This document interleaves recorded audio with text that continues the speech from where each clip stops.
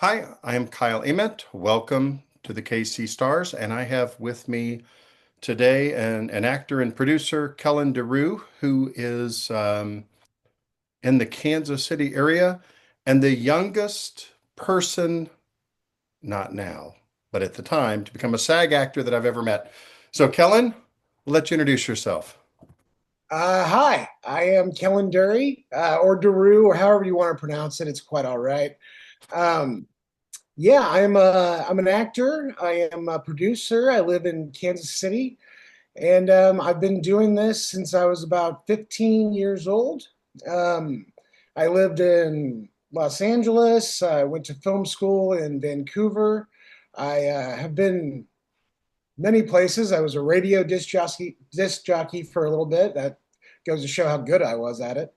Um, and yeah, now my main focus is I love being in horror movies. So I've really went down that path the last few years, and it's been nothing but just a great community. So I'm happy to be here. Thank you for having me, KC Stars. Kyle, I love you, so it's great to Hey, be I, here. I appreciate it. Hey, I don't normally start with this, but I wanted to make a point. So I'm going to go ahead and start with the pictures, just because the first picture I'm going to show is impressive to me, and I'll explain why. Um, you have more credits than about anybody. I have met a couple people, I will admit, from like New York or LA that have more, but boy, not very many. 137 IMDb credits. I do get around, yes. Wow. And your Some of those credits, are just producing. Some of them are very small parts, but you got to start somewhere, right?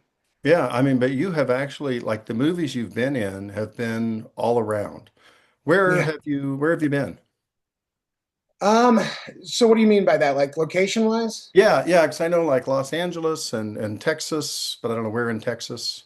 Oh, sure. Yeah. So filming wise, I go everywhere. So I love being based out of Kansas City because I can go to the east or to the west, and it doesn't take that long to get there. So I'm very happy, like going north south. Dallas is a really big one, and I'll just drive. I always look at it like, if I leave at lunchtime, I'll be there by dinner.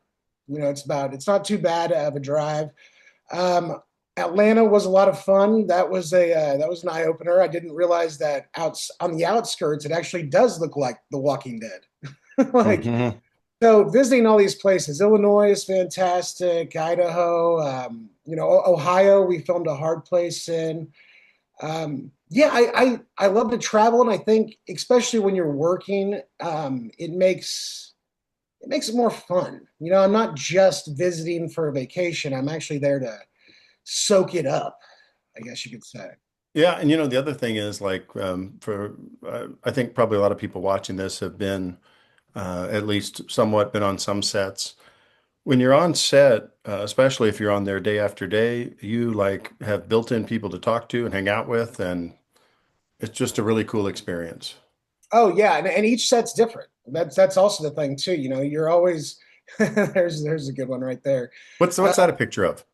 That is in Dallas. That is for a movie called Birthday Bash. I believe we're doing pickups in December, but we filmed that over the summer of 2025, and we just wrapped main photography. And yeah, that's a great crew. Love those guys. Well, that's good. This one, I'm not sure if it has to do with movies, but it stood out to me. It's this. Okay, so this is a fun little story. So back in film school, we had projects, obviously, little movies and stuff like that we would make.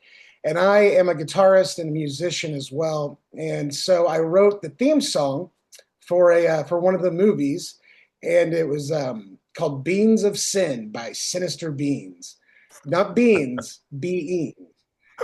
And, so we were the band, and truthfully, you can find two entire albums that I wrote and in this persona of Sinister Beings on Spotify or wherever you get your music, and it's pretty ridiculous, but it's pretty fun.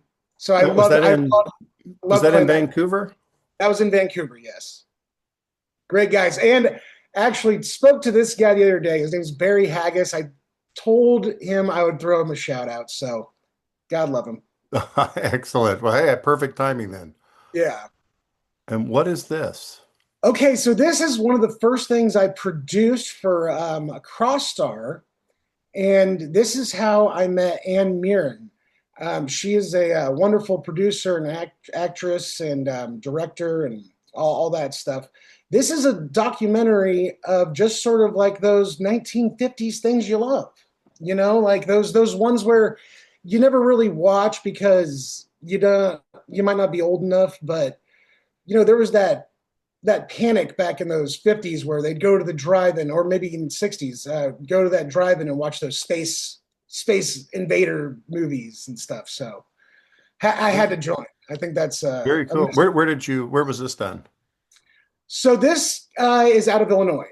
I was not there. I just produced it because it is a documentary. It was more of me just helping fund the process. Very cool. Yeah. Okay. So this was maybe 3 months ago now. This was out in Illinois. We were filming, what is this one? I'm trying to think of my character's name. Uh, so it's the same people who did Perfect Soul. You're as bad as me. If someone asked me about something a year ago, I can't remember it. Right. Yeah. So, well, here was the thing on this one is that I filmed scenes prior to it, and then then you wait a couple months, and then you go back to it, and in between, I had other jobs. Yeah, So yeah. it is a perfect soul. That is my wife right there, who I'm playing. I play a character named Rob Holden, and I am the father of one of the girls who. Well, I don't want to give anything away. Let's just say this: it's a town full of perfect sinners. We are very religious and we're very astute, but then witchcraft comes into our lives, and it does not end well.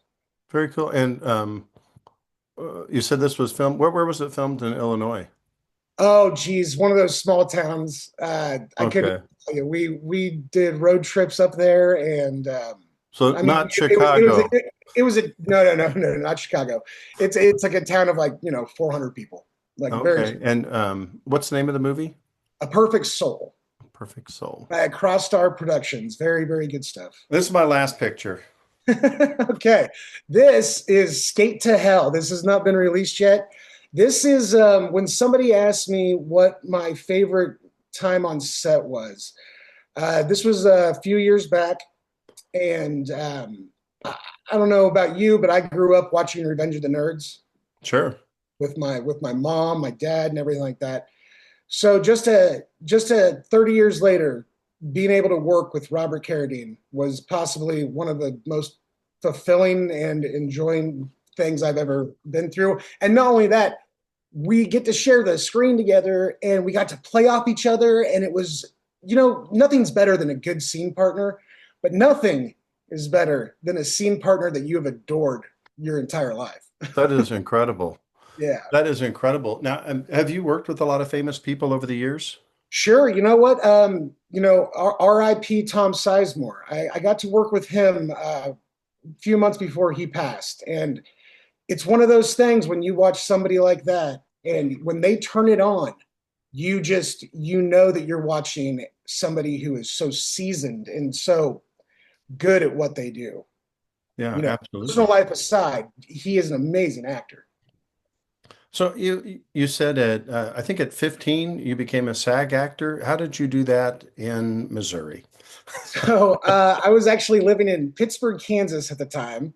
Oh, that's even worse. Yeah, I know, right? Tell me about it. But that's for Chris Bilsma. Okay, no, go ahead. I got a lot of good family there, but no. So this role came about, and they needed two pig farmers, and so my older brother and we filmed a little audition video of just us being ridiculous. About a month goes by, we get a call, and they're gonna bring us out. They're gonna fly us to on the outskirts of Northern California. I can't remember exactly the town, but we get there, and they're like, okay, now fill out your information here. Fill out SAG and stuff like that. I do remember the director was Richard Friedman, Great guy. And my co-star, so we're pig farmers when we get pulled over. Our co-star was Patrick Liebetow from summer school fame, ski school, a lot of good Okay. stuff. Yeah. And that was my first like one of those moments at 15, like I know that guy from this movie. Like, oh my gosh, I know this guy. And I was kind of starstruck, at the time. But yeah, got my SAG card out of that. Very cool. All right. So you do primarily SAG things unless you're the producer now? No, no. So I switched from that. SAG is a very difficult beast to work with, especially whenever all I want to do is horror films.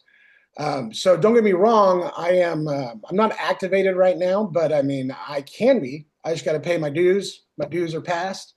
But 005779995, that is my SAG number. If anybody wants to pay my dues and hire me, please go for it. Excellent. So, what draws you to horror of all genres? It's I think a lot of people, like my little brother's like a big action movie fan, and he has been since he was a kid.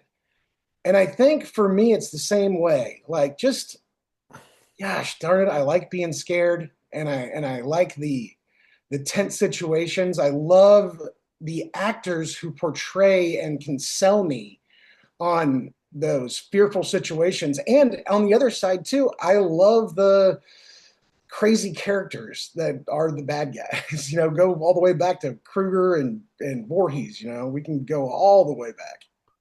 I love bad guys, and in the old house, that's where I met you.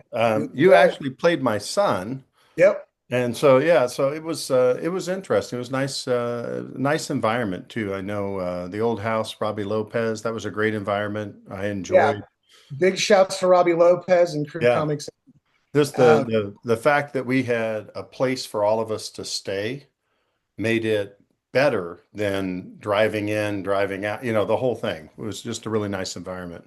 yeah, whenever you get something like that, and I think it shows on screen to where we're all playing family, but we kind of became a family over those days because we were living together. Yeah, absolutely. It really plays, yeah.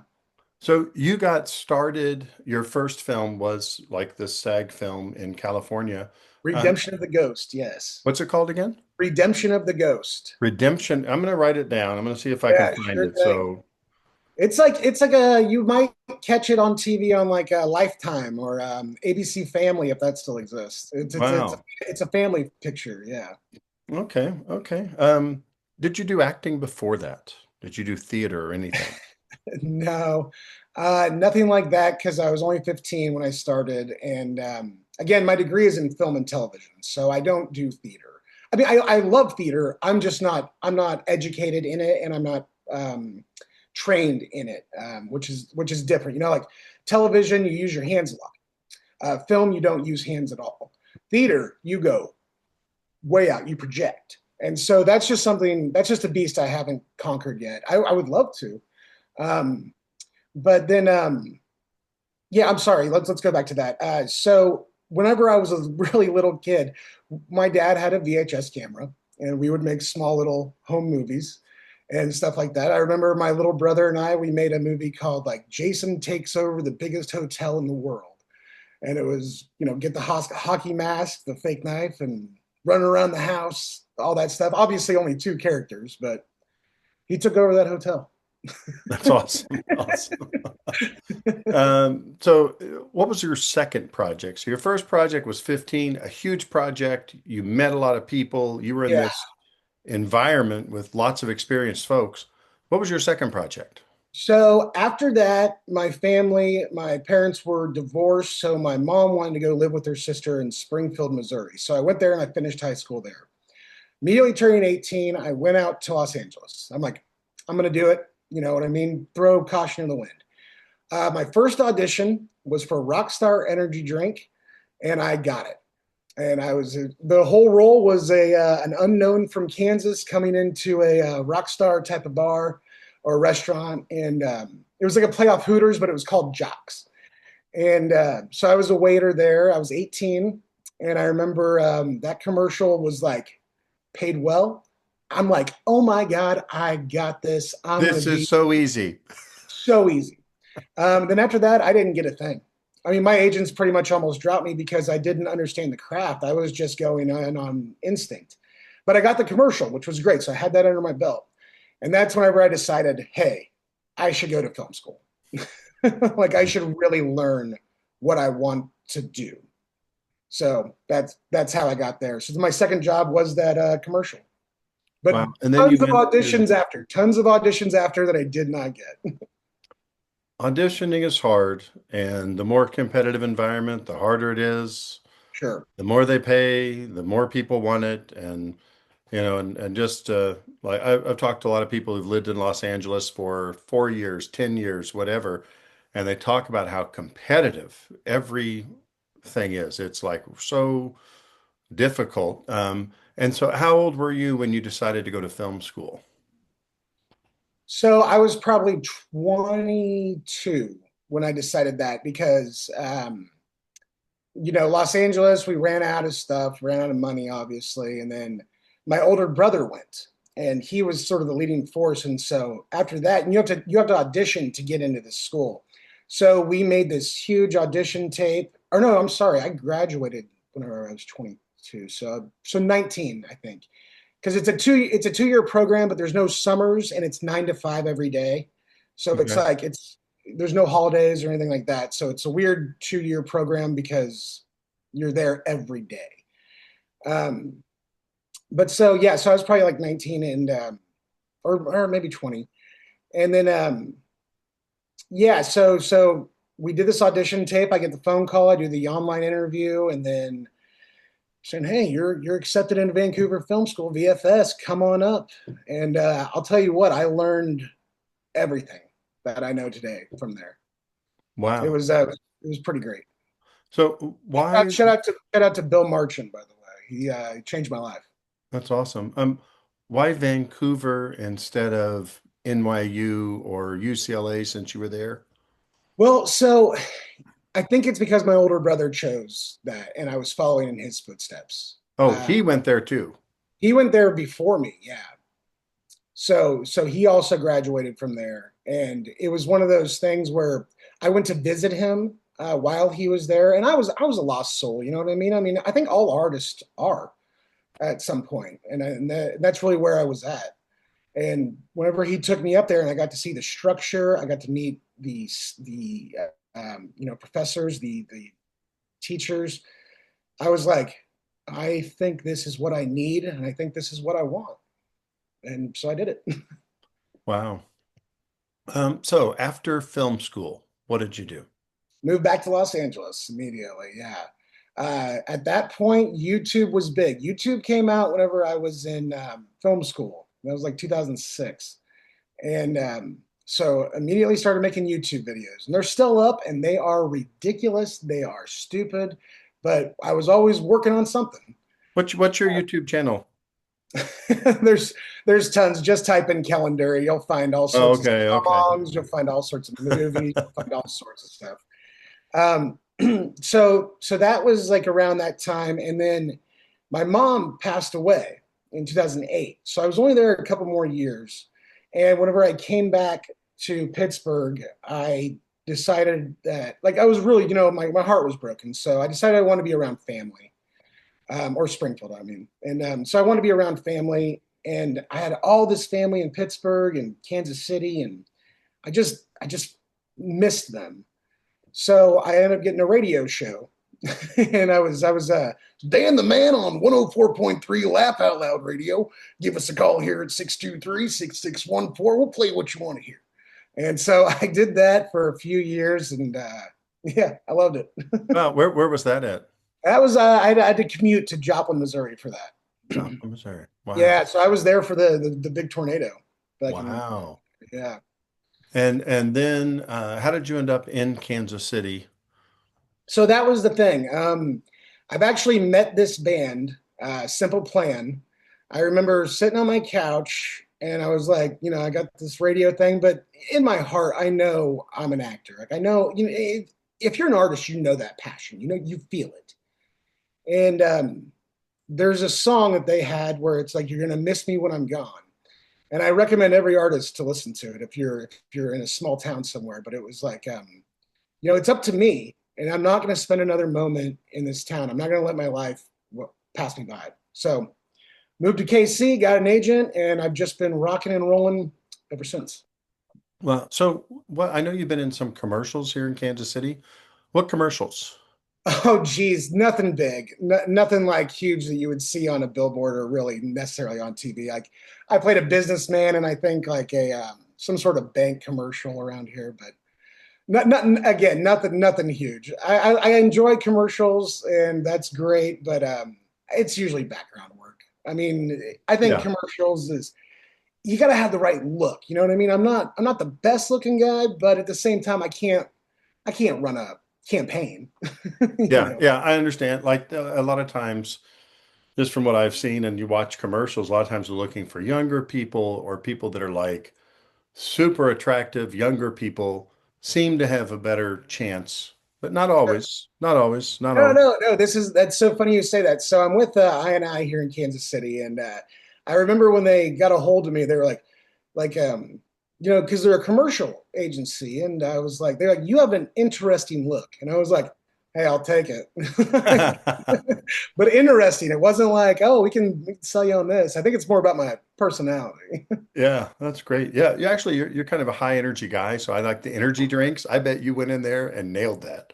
Yeah, that I think is what got me rock star. Yeah, so that whole commercial was phenomenal to film, and again, this is like one of those first times I ever had to wake up at 3 o'clock in the morning to go to set, and I'll never forget that being like, it's 7 o'clock, I should go to bed, and it's like, my roommates are still awake doing stuff, and I'm like, this is weird, but now I'm so used to it. It's like, okay, I know I'll be working till 6 a.m. if we start at 5 p.m. You know what I mean? Like I understand these 13-hour days. Hmm. Yeah, very good. What's the hardest thing about being an actor? Ooh, good question. All of it. No, let's see. Hardest thing. Give me a scenario, because just there's a lot. Like Is it so. learning lines? Is it putting emotions? Is it the other actors, the directors? What is the hardest part? Well, first rule, first and foremost, is know your lines. Like you have to be 100% on your lines. Like if you don't remember your lines, then you're not even an actor. I mean, of course, you can flub every now and then, but it's you know know the scene, know what the feeling is, and I think that really takes you into who you can be as the character. Like I feel like a lot of actors uh, put a lot of themselves into a role that will, I don't know, I don't want to say make them comfortable, but allow them to feel things that, it's like you got to have your heart in it, if that makes sense. And I think that's a hard thing to do. It's like whenever you go into like a performance and like a television show per se, if they've been doing it for 10 years, they got it, right? You can kind of tell when it gets stale. It's like if you got to have your heart in it, you got to feel what your character is saying. Like, and I think that's hard to do when you like there's a big thing about over rehearsing. Like don't over rehearse because you'll lose the feeling. Like you want to have that. There's a lot of people like chemistry as well. I think there's a lot of actors who get involved with their castmates because they have such good chemistry. But the second they do that on screen, they lose it. You know what I mean? Like there's this thing you got to keep inside you to where you can only do it on camera, and it's really hard to do. What do you think? Like, I've read about people that, like, let's say that you and I are supposed to have tension in something. And so when I meet you, I'm not friendly. Have you met people that do this? Like, we're supposed to be rivals. So I want to keep the tension between us off so that when we're on, the tension's still there. I think that depends on the actor. If that's their process, then that's okay. For me, I am too friendly. I have a big personality. I couldn't do that. But you turn it on, I'm gonna hate you. You know what I mean? Like in that, and that's the thing too. It's like I can turn it on and it gets pretty dark pretty fast. But it's like on the same time, it's like, cut. It's like, oh my God, are you okay? It's like, yeah, yeah, that was great. Like blah, blah, blah. I wouldn't want it to be cut and the guy just walks away from me. Yeah, yeah. I like it. I like it. So relationships still important, even if you're rivals on set or in, not on set, but in the Yeah, I movie. mean, at the end of the day, you're coworkers. I mean, gosh, if you work in an office, wouldn't you hate that? It's like, well, I'm your boss. I'm supposed to hate you. It's like, Yeah. no, no. So what's your advice if somebody wants to become an actor? What advice would you give them? Oh, just love it. Love it. Keep loving it. That's the biggest thing. I mean, obviously, a lot of people say work at it and follow your dreams, which are totally true, but you gotta love it. Like, and that's I think another reason why I'm into horror is because I truly love it. Like, I love being on those sets. It's so much fun. I don't come home. I don't bring my work home with me. I love a good rom-com. I love good comedy. I love a good action movie too. But I love making a good horror movie. When you're in horror, are you picturing yourself when you're picturing like a perfect role for you as the victim, as the bad guy, or like what are you picturing yourself as? See, that's a I think man, it's like what do I want? Yeah, Or what would be the perfect role? Like which one can you do best? Which one do you like to do best? see, I don't want to piss off any casting directors because I want them to choose for me. Like Okay. whatever. Do you feel comfortable in both then? Oh yeah, absolutely. I did a small role for a movie called Neon Fear. It's like this Jason Voorhees type of fan made film, and I just did the opening where I was a guy camping alone, and I just got to have so much fun being this camper talking to himself, and that was a lot of fun. And so I don't know, like we're doing a movie coming up here soon called American Werewolf in Traffic, and that's with Robbie Lopez, and uh, I get a good like 30 minutes of being by myself to really to do it to have my own arc. And I think having an arc as a character is important. But I mean, if you want me to be the masked killer, I'll do that too. Like I love it. I What love film. what about being like romantic lead or something? Would you like that kind of role? Is there any Uh, role you don't like? no, that's a really good question. I usually get because I'm so high personality that I get the buddy role usually, or the nemesis of the main character, like the one who kind of shouts and does that stuff. No, I've never considered myself a romantic lead. I don't think. I mean, I would love to try it, but I don't think I would get cast as it. Unless you're casting, then I will audition.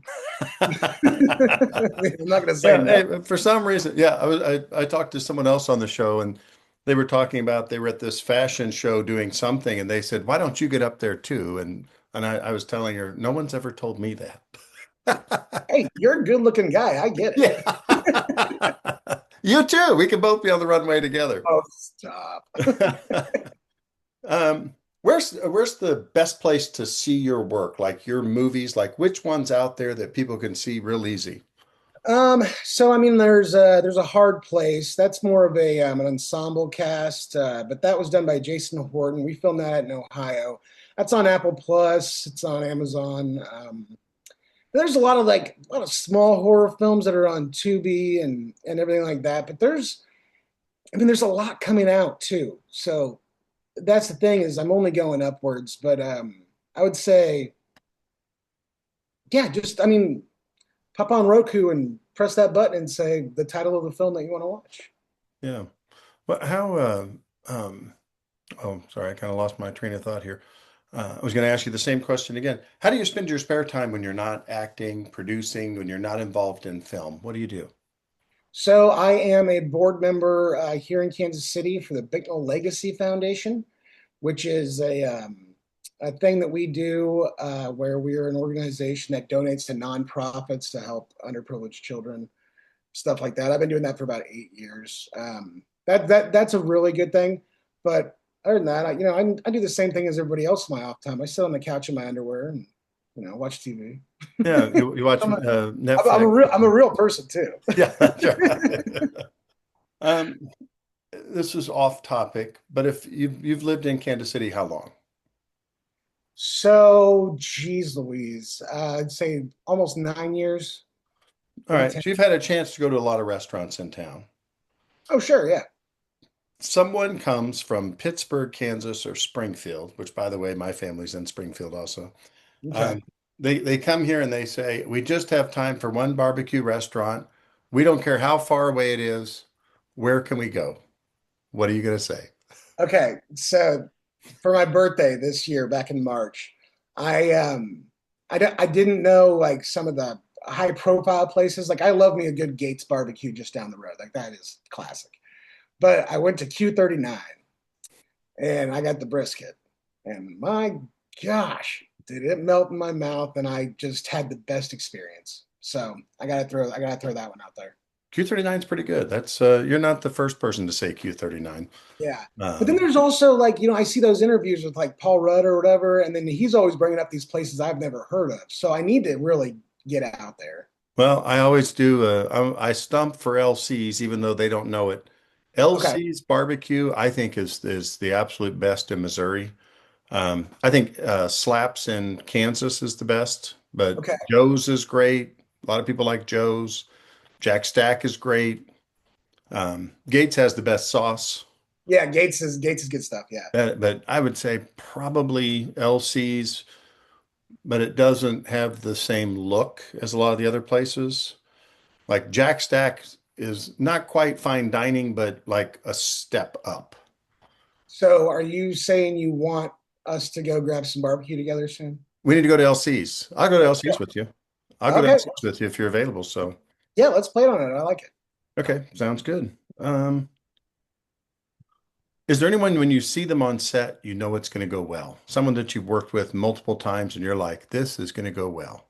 I can tell you certain people have weird aspects about them that I find fascinating in directors. Each director Okay. is very different. There's Abel Berry from Stoneberry Productions down in Dallas. He likes to not wear shoes whenever he directs. I find that to be interesting. Robbie Lopez here in Kansas City, he likes to do very long takes, which is something that, you have a minute long scene, it can go for 4 to 5 minutes. He's just not going to cut. And so you got to really stay in there. Um, I've done scenes where the director is like, okay, let's just get the wide. Okay, now we're going to focus on the close ups. Like, we got the wide. Like, let's do close ups. A lot of people are very meticulous about, where the placement is on everything, like your look, exactly how were you so that way editing comes up. I find that in directors to be very, each one is so unique. And then, of course, with actors, everybody has their own process. You can't dog anybody on that, or it's a common thing. Hmm. Well, how do you learn your lines? So also, everybody has a different process. For me, what I do is I read the scene, I read the script, then I read it again, and then I read it again, and then I try to write it. And I write it down in a notebook, and I try to get every word absolutely correct. Because if I can write my lines, then I can say them. Some people do sing song, which is helpful, turn into a song. So, because people remember songs easier than like there's a lot of different ways. Like, what do you do? Well, I read it over and over. I practice it, cover it up, practice it. I force my wife to read with me. Sure, that's good. And I try to say my lines as I walk around the house and do Yeah, mundane things and stuff, just try to figure it out. And um, find so, your character. yeah, do you do Yeah, that too? yeah, I do. Especially after the writing part is over, where it's like I can write. Give me a notebook. I can write you this entire monologue, like word for word. And I'm like, okay, cool. Now I can again walk around the house, find my character, and then that's okay. I got it. But then when you get to set, this is the craziest part. You can do all that prep work, but once you get to set and you're in the scene, where they place you is Yeah. huge. To know your area, that's going to change the scene. Getting your wardrobe changes your character. It's like, man, once you get to set, that all things that you just taught yourself is out the window. It's like you got to get Well, it on its feet and you got to let it play. yeah. And the other thing is like how the other actor is going to respond. Because even like in table reads, I've had people like respond one way in table reads, and then, but they've got the paper. Take away the paper, and now they act differently. Yeah. And then it's like totally different than what you thought they were going to do. Oh yeah, there's so many pauses that somebody might do, and you gotta stay in that moment, especially with your scene partner, because the last thing you want to do is mess up their performance. Sure. Yeah. What do you think makes somebody good at acting? I mean, experience, passion, passion for sure. You gotta love what you're doing. I would say there's that. There was a stupid thing I said I remember as a kid where I was like, I'll get into acting that way I could be like famous and stuff and all that stuff. But once you get past that idea, then you can actually really focus on your craft. And it's like, oh wait, this is something that is mine. Nobody can take this away. So why don't I build on it and really, show what I can do as an artist. And I find that transformation from into that is really a necessity to be an actor. Oh, I like that. Now, and your degree is in film and television from Acting for film and television, acting yes. for film and television. Okay, so acting for film and television. So it was like an acting degree. Oh yeah, absolutely.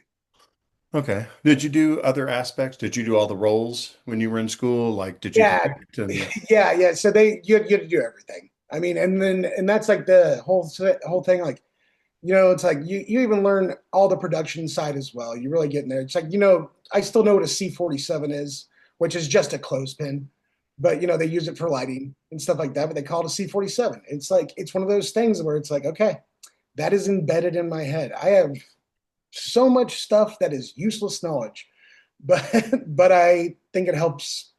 I know how to make a movie because of it. yeah, absolutely. Yeah. And there's all sorts of things where like I was on set recently and the person like this is where you're supposed like you're gonna have your scene right here. You're supposed to walk in right here. And the person's like, okay, and they got away. I said, no, we need you to hold for focus. And they're like, okay, I'll walk in right there. I said, no, no, come back, stand right there. And he goes, I'm supposed to walk in this. Like he just could not understand.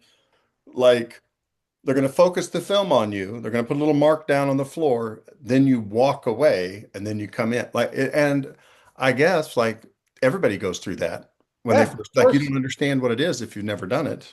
No, it is, and one of my favorite things is you do that for 2 hours, and you finally get it right, and then they cut it out of the movie. Yeah. Have you been cut from a lot of things, or has it happened to you before? Yeah, I mean, I've been like little scenes have been cut. Usually, I make an appearance, but yeah, I've been. I mean, of course, I think every actor needs to be cut at least once. They need to know that feeling Oh, because they need to realize that it's not about them; it's about the picture. What makes the movie better? So, like, I agree. I'm yeah, talking to Dan Fecht. I don't know if you met Dan Fecht or Rick Daniels. He goes by Rick Daniels. He goes by in acting.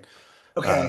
he's kind of like a shorter guy. He's in his 70s. He's a fantastic guy. I think he was in something you were in with Robbie recently. So Oh, yes, I do know him. yeah, Yeah, yeah. He's great one of cat, my great cat. he is Okay. one of my favorite. He's one of my favorite people. He and I were in something, and like I had 5 or 6 scenes in it. He had 3 scenes. They cut. One of his scenes cut all the way. The other one, they kept him in his background, I think is what he said. And then one scene was his scene. And he was so upset about it. Like, not upset, but like watched it. And, like you think, oh, they cut my stuff. And I had never had it happen until recently. And so I always thought, well, he must have done something wrong or whatever. I got a bunch of stuff cut out of something. And I was like, oh, I It spent breaks all your that heart. time on that, all that time, all those days. It'll break your heart, man. It will. Yeah, but I I remember. get it. And, it was a horror movie and it was they thought it would be more scary that I was the villain if I had less dialogue. He said the acting was great. It's just the dialogue made it less scary. And I'm like, Wants to make a better picture. Yeah. yeah, I get it. And it's, he's about making the best picture, not making Kyle Ament happy. Oh, gee. I don't Well, understand it, but that's what it that's is. what you gotta tell him. Say, hey, on the next one, I want a 4-page monologue. Yeah, that's right. So how do you put emotion into things? Because you were talking about you can kind of flip a switch and get real Yeah. dark and all that. How do you do that? How do you put the emotion in it? That's just life experience. I think every actor, like, there's a thing I say, and I don't mean this derogatory, but everybody has a sob story. It's like I could tell my sob stories all day from childhood or life experiences, and I think falling back on those, like how I felt in that moment, whether it was anger or pain or both, um, I really draw on that because I don't. I am a very positive person, and I love being positive, and I love smiling. That's my day to day life. But if I need to, oh, buddy, I, Niagara Falls. Like if I need to, like I can cry on cue. Wow. It's something that I don't necessarily keep them up here, but it's like, man, when you go dark and you go and you feel it, like, and especially taking the scene that you need it in, it's like, oh yeah, like I think that's character work, what that would be called, but like your character needs to have a heart, you know. I like it. That was like really well said. I think that was great advice in itself for people. Oh, And it's thanks. probably going to be a clip, just so you know. Sure thing. What makes you stand out compared to other people? Like why should someone choose you if you were auditioning? Um, well, I'm a very hard worker. I'm good at what I do. I trust my craft. I trust that I will do exactly what you say. So one of the things is I'm very good at taking direction. Some directors don't give a lot of direction, especially during an audition. Like you got to bring that to it. But when you're on set, I can take direction into any way they want, and I think I'm really good at that. So I would say that's my number one like aspect. Yeah. Tell me about your experience, because you have a lot of experience in a variety of places. I know you have experience in Kansas City or the Kansas City Metro as well. Tell me about your experience working in Kansas City. And we talked about a bank advertisement earlier, but what else? You know, that's a good question. So a lot of the work that I get just through my agency is a lot of you know type of commercial background stuff. So I don't really care for that. I mean, hey guys, I love you if you're watching. Absolutely, just send me out on more bigger roles, please. That's what I want. So I started working with Robbie Lopez here, who does the horror stuff that we are both accustomed to, and that is where I've put my foot in the mud. I want to stick. And I want to work with him because him and I have the same values. We have the same taste in making these crazy, ridiculous horror films that only are just like, yeah, oh my God, oh my gosh. And we get along so well. So for me, I think it's finding, in Kansas City at least, somebody that you can really collaborate with. I think collaboration is key. Like, don't work with somebody you're not going to get along with. That sounds good. Anything that I haven't asked you about that you thought, hey, I want to make sure I say this while we're talking? Yeah, you can cast me in any movie that you're doing here in Kansas City. You can find me on Instagram at Kellen DeRuy. You can hit me up on Facebook and give I and I a shout. Have my agents make some money off me. Um, no, I got a gnat in here though. It's killing me. Um, no, not really. I mean, I will say, take an improv class. I did groundlings for a few years, and that's something I think a lot of people that are actors should try to do. Don't do. I mean, I'm not saying do stand up. I'm just like throw yourself into a situation where you immediately have to change and say yes. I like it. Anybody you don't get along with on set in the past? Uh, Man, I'm sure there's been a few, but it's not like I don't get along with them. It's like I steer clear of that attitude. Some people get on set and they think it's their set, think it's the like I'm the actor, I am. They get so pretentious. A lot of actors are, but I mean I don't mean this. It's not. It's. Uh, I don't want to. I don't want to dislike my own kind. Um, But I think like some people think that they are the center of the universe, and so I let them have their universe. You know what I mean? It's like a guy in a speeding car on the highway. Just let him go. Just you know what I mean? I don't want to cause him to do anything rash. Just let this guy go. So What's your, I think that's good advice. yeah, I think that's great advice. What's your thought of the day, your parting thoughts? Oh, are we done already? We're done already. What's your parting Oh, thoughts? parting thoughts. Okay. Well, I didn't have anything prepared. That's okay. Uh, That's okay. We can talk longer if you want. no, I You have just more things to say, we can say them. Yeah, it's usually 40 to 60 minutes, so we're no. I love you, buddy. Thanks for having me. Parting thoughts. Let's just say, is this to actors? Is this to filmmakers? Is this it's to probably actors and filmmakers, and those are probably our main people that would be watching this. okay? Then in that case, love what you're doing. Absolutely love it. Because if you're going to spend 13 to 14 hours a day on set in sometimes the blistering heat, sometimes the blistering cold, love it. You have to love it, or else you're not going to continue. And and there are hundreds of people relying on you as well. And I think that you not only owe it to yourself, but you owe it to them to love it and love it with them. And golly, that's a great thing. Yeah, and do you have like, because I know you've been on big movies, small movies. What's the biggest difference like in the feel of when you're making it? So I did American Dreams for ABC out in LA at Garner Studios. I did Prom Night on Warner Brothers. Then I get to mid level, which is like Ohio, where we're on location. Then we get to stuff where you're filming it literally in somebody's backyard. I think if you maintain the professionalism from Warner Brothers to the backyard, it's all going to go well. Because I mean, look at some of the movies that were made in the backyard are 1,000% better than the ones made at Warner Brothers. And I Sure. don't mean to call Warner Brothers out. I just meant studio films. Yeah. So I think that that's like something where it's like just maintain. So you're going to And treat it the same. Like, do you feel a big difference though on collaboration? Because I think like basically like a bigger budget thing maybe has more specifics. The director has more guidance. The like everybody knows what they want you to do.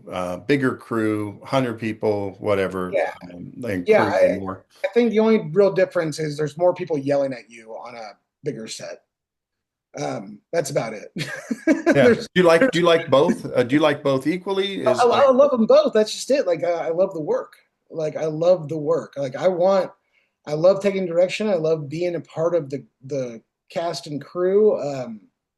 You know, I think just I mean to be honest is like the second when they're setting up the scene and you're sitting there and you're getting into your character, you're about to deliver your lines across the table to your scene partner, and you're watching all these other people around you, setting up their lighting, setting up their camera lens, making sure that quiet on set, just everything is more. It makes you realize how collaborative it really is, and I think that's something you should really treasure on set. If you're an actor that goes in there being like, all right, guys, are we going to do this or what? Like, come on, guys. Like, ugh, God, this thing sucks. Like, what are we even doing here? I'm like, this guy should not be on set. yeah, Like, I was on set and at one time and there was a guy who's like really impatient and he didn't bother me personally. I didn't want to be around him, but he was really impatient and it was where we were going to be paid for 12 hours, like regardless. So like if you got done at 8 hours, they probably weren't going to let you go until 12 hours just in case, they could do extra stuff with you or whatever. of course, yeah. And so like if you have to wait 3 of those hours before you get started, it's okay because you're going to be there 12 hours. And I mean, if it's free, I get it a little bit more. But like if you're being paid for it, and if it goes over 12 hours, you're going to get paid more money. And you're there and you're an actor. So there's a guy from LA. And, it's like he was like really irritated that we weren't getting started fast enough. And I he was mean, going to be paid, and he was like staying in Kansas City. They provided a place for him. But he was really irritated and like going over the director and making comments and like, we need to get this going. We need to go, and like, I don't know. yeah, It hit me no. really hit me wrong. I Yeah, felt bad for the director. that's where I hope the director puts him in his place and says, "Hey, look, you're hired for this time. This is what your time is." But Yeah. also, it's like, let's say he does finish his scenes early, stick around, have some food, whatever. You might be used more. And what more does an actor want than more screen time? Yeah, You absolutely. know what I Absolutely. mean? No, he wasn't a pain to me. I had one guy on set who was an actor who I thought was kind of a pain just because he was correcting everybody's lines like Oh, are you talking nobody about knew. me are you talking about me on the old No, one? no, but I mean, I've had people, but no one that's been like over the top. I haven't Yeah. seen anybody who's over the top. But I just wondered because you've been on some bigger sets, and I've heard from people about being on bigger sets, about having more of a hierarchy. Um, Yeah. There I mean, if you're a star, there's definitely a hierarchy. Like if there's somebody who is famous on set, like whenever I did prom night and God, I worked with her on American Dreams too, and I'm spacing on her name. She's a very wonderful actress. Um, but she was super duper nice to me, and I was such a low cast member on the list. And that was one of, I think, the coolest things ever. But then there's other times, and I'm not going to name the actors on a big budget thing that are, they kind of only want to talk to the other big actors. You know what I yeah, mean? And I think that's not necessarily them trying to be rude. It's more like they are so seasoned that they don't want to. It's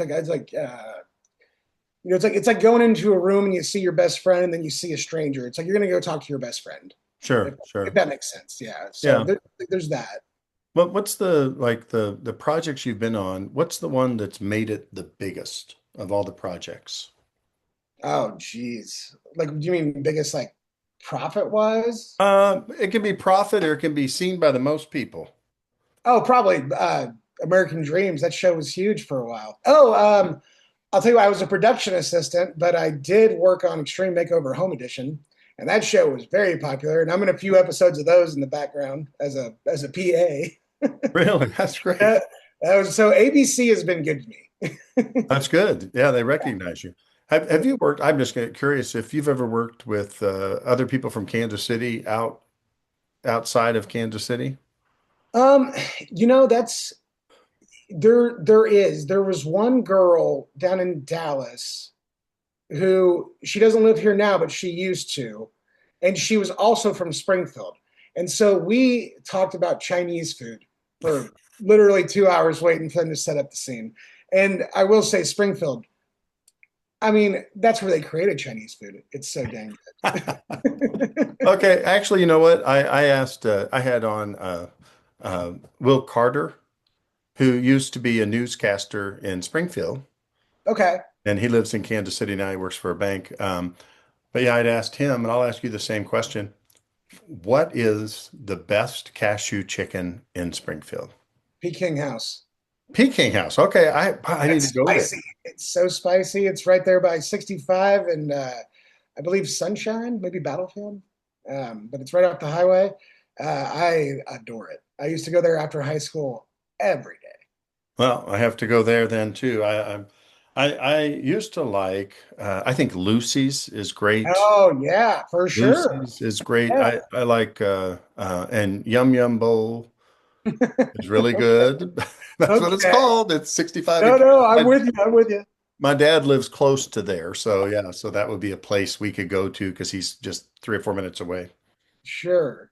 Oh man, now you got me hungry for some Chinese food. Yeah, that's okay. Hey, you're gonna have to have barbecue. Hey, I will talk to you after the call and we'll figure out LCs if you are interested. Yeah, absolutely. So should I say goodbye? I think we're about done. Unless you have anything else to add. Any words of wisdom? Anything else? Words of wisdom to anybody in Kansas City that's watching: follow your dreams, do your best, and make sure you love it. I will say that. Don't do it because you want different things. Do it because you love it. Don't try to impress anybody. Other than that, again, I'm Kellen DeRuy, at Kellen DeRuy on Instagram. Hit me up on Facebook. Hire me for your movies. Now that's good parting words. All right. Thank you, sir. Great to talk to you. See you.